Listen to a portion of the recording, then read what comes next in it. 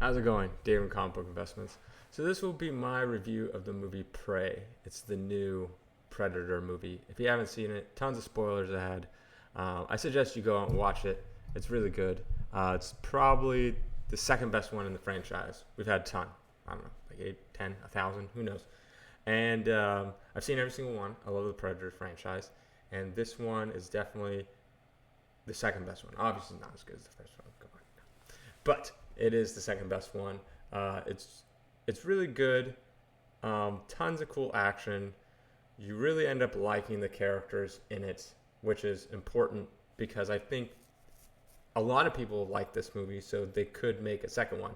So for all of you wondering, what does this have to do with comic books? Well, there's a Predator comic book out there. This could be good for the Predator comic books. You know, Predator #1. I forget what year it is, 88 or 86, something like, by Dark Horse.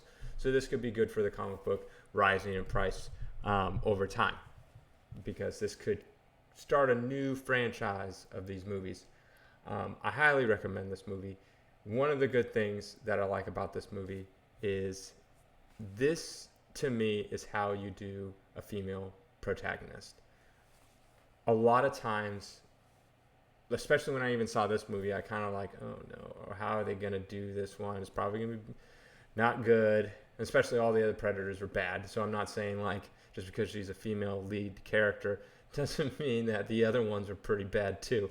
But a lot of times what they do with female-led characters is like the new Star Wars, which is, I can't stand them. I'm a huge Star Wars fan and I just could not watch them anymore. This kept making me mad. Is they make them basically the most powerful being on the planet just because they're a woman. Like, no one is outsmarts them. No one is better than them. No one is anything. The Star Wars stuff. Ugh. But I don't like that. This one, they don't do that. And I even look at Aliens. You had Sigourney Weaver, right? Is that who it was? Ripley? I think it was. I don't know. But that was how you do,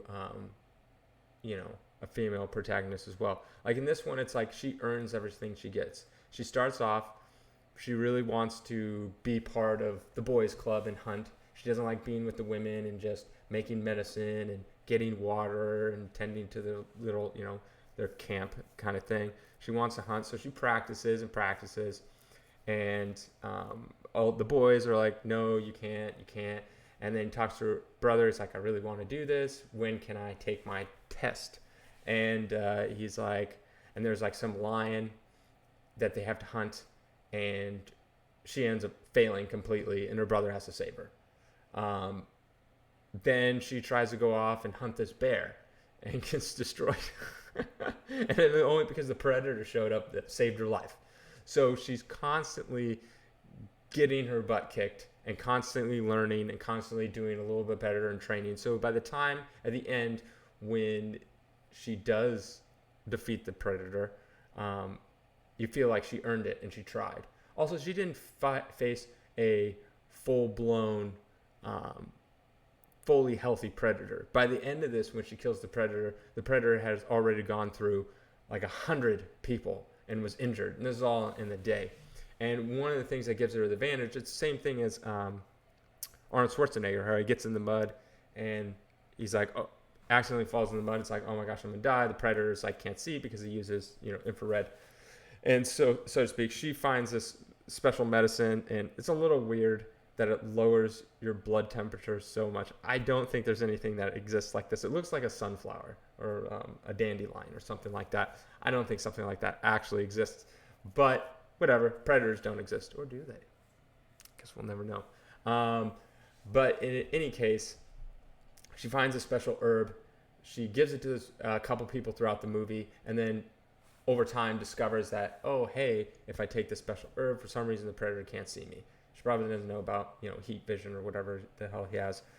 So then she takes that, and she's able to somewhat outsmart him for a second to get his helmet that has the 3 little dots that shoots his special little weapon. And that's how she ends up defeating him, because he basically kills himself, so to speak. But you feel like, and she's constantly getting the crap kicked out of her. I mean, she's by herself walking in a forest, and she falls in some mud, and then it ends up being like kinds of like a quicksand bog type of mud, and she nearly kills herself by accident. Like, so you really like, that's the thing. That's how you should do it. It's the same as, in Luke Skywalker versus Rey. You feel like he's earned it because he's constantly making mistakes, doesn't know what he's doing, and he has to learn, because people want to attach themselves. They want to feel like, I can relate to this person. Like, no one's perfect, and in real life, people make mistakes as they go through life, and they learn from them, and they get better and better and better. Unlike Rey, where it's just like, what's this? A lightsaber? Never seen one before. Oh, I'm really good. I can fight basically Darth Vader, even though, he was cut. Whoop-de-doo. He's still, I guess, is Kylo Ren a Sith then? A Sith Lord, right? And so what, he's cut. And then, or Rey is like, oh, I've never used Force powers before. Oh my gosh, I'm super strong before. What is this happening? And I'm literally the most powerful being on the face of the galaxy, of the universe, just because. So I hate that stuff. It's so annoying. And that's why people don't really like her as much. And the same with Captain Marvel.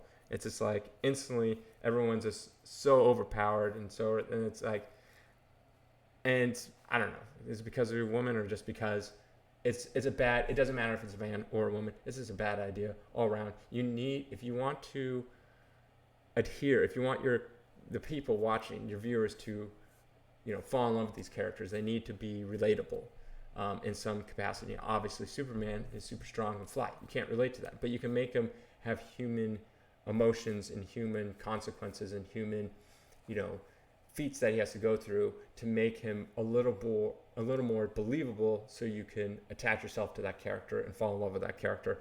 So with this girl, they did it right. This is how you're supposed to do it. It's amazing. The only reason why this isn't better than the first one, because A, it's the first one. So B, it has that over the top, like 80s action nostalgia. I mean, nostalgia now, not at the time.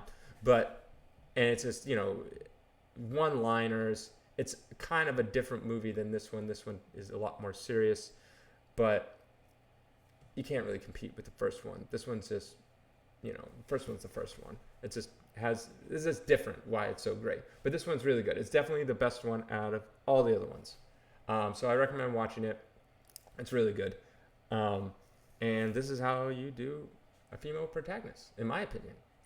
Not everyone has the same opinion as me, but this is how I feel. It's earned. They have a dog in it, and the whole time I'm thinking, if they kill that dog, this is going to get a 0 out of 100 for me, a negative score. But the dog lives, and I warn people, spoilers. So the dog lives, which is great. I hope they make a second one of this. I don't know what they'll go with. I don't know if they'll go with the same girl, or if they'll go with maybe many years later. But this ties into the Danny Glover one, numbered Predator 2. So it's good. I recommend it. Watch it. It's on Hulu, so it doesn't cost you anything if you have Hulu. I don't know what Hulu is a month. I pay 99 cents a month because I got it on Black Friday. So I don't know what it costs, but it's good. You can also watch clips online, kind of like I have the clip going back here. So I recommend watching it. It's really good. I think it furthers the lore. I like it.